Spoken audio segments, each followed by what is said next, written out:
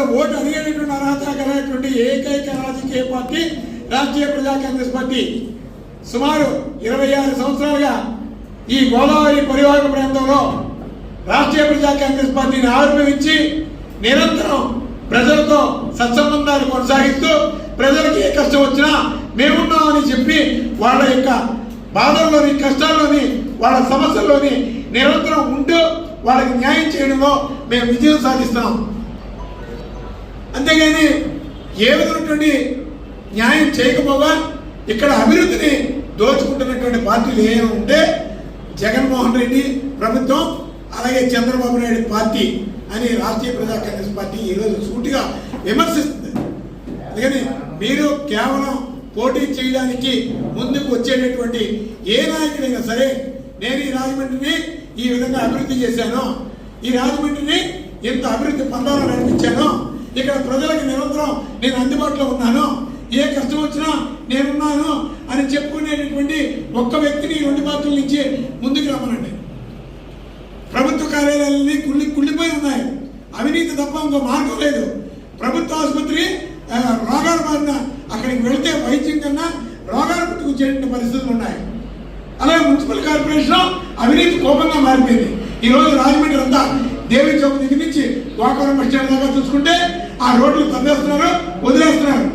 అలాగే దేవి చౌక్ చుట్టూ ఎందుకు పనిచేశారో దానిలో, పుష్కరాల దగ్గర ఎందుకు పనిచేశారో దానిలో, అలాగే కామన్ ఇండియా లిమిటెడ్ ఆ రోడ్డు అంతా కూడా అస్తవ్యస్తంగా ఉంది. నిరంతరం యాక్సిడెంట్ల బారిన పడుతున్నారు. అభివృద్ధి అంటే ఏంటి? అలాగే ట్రాఫిక్ ఇష్టానుసారం ఒక విధి విధానాలు లేవు. క్రమబద్ధీకరణలో క్రమబద్ధీకరణలో పూర్తిగా వైఫల్యం చెందుతున్నారు.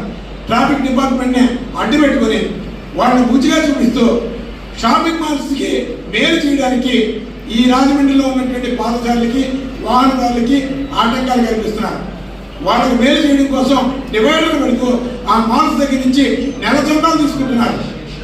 Telugu Desam party YSR Congress party పంచుకోవడంలో YSR Congress party Telugu Desam party ఇద్దరు ఓటాల విషయంలో ఇద్దరు స్నేహంగానే ఉంటున్నారు. రాజకీయంగా విమర్శించుకోవడానికి వాళ్ళిద్దరూ ఒకరినొకరు విమర్శించుకుంటున్నారు తప్ప మరొకటి ఏమీ లేదు. అందుకనే ఈ రాజమండ్రిలో రాష్ట్రీయ ప్రజా కాంగ్రెస్ పార్టీ ఒక ప్రణాళికాబద్ధంగా ఈ రాజమండ్రి ప్రజలకు మేము ఒకటే చెప్తున్నాం. మీ ముందు కొత్త భిక్షగాళ్ళ మాదిరి ఎన్నికల ముందుకు వచ్చేటప్పుడు వస్తూ ఉంటారు. డబ్బులు ఆశ చూపిస్తారు, మద్యం ఆశ చూపిస్తారు. అలాగే చంద్రబాబు నాయుడు భజన, జగన్మోహన్ రెడ్డి భజన చేస్తారు. ఈ రాజమండ్రికి ఏం చేస్తుందయ్యా అని మీరు నేరుగా ప్రశ్నించలేకపోయినా మీ దగ్గరకు వచ్చినటువంటి వ్యక్తికి, ఓటు అడగడానికి వచ్చినటువంటి వ్యక్తికి మీ లోన మీ అంతరాత్మని ప్రశ్నించుకోమని రాజమండ్రి ప్రజలకి రాష్ట్రీయ ప్రజా కాంగ్రెస్ పార్టీ నుంచి విజ్ఞప్తి చేస్తాం. రాష్ట్రీయ ప్రజా కాంగ్రెస్ పార్టీ ప్రధాన లక్ష్యం ఒకటే, ఈ రాజమండ్రి గోదావరి జలాల్ని పూర్తిగా కలుషితం చేస్తున్నారు. మురుగునీరుని సరఫరా చేస్తూ నీటి పన్ను వసూలు చేస్తున్నటువంటి ఏకైక మున్సిపల్ కార్పొరేషన్, అందుకు సహకరిస్తున్నటువంటి ప్రజాప్రతినిధులు రాజమండ్రిలోనే ఉన్నారు.